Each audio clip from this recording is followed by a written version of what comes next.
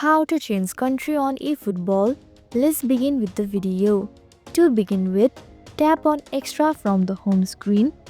After that, go to the user information and select personal information to see your current country. However, to update the country, you will need to clear the game data. For this, open your phone settings.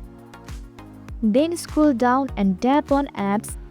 After that, click on Manage App. Next, search for eFootball and open its settings. Here, click on Clear Data at the bottom right and again select Clear All Data. A confirmation message will appear. If you are certain, hit the OK button. However, keep in mind that clearing data will delete all your game progress and settings.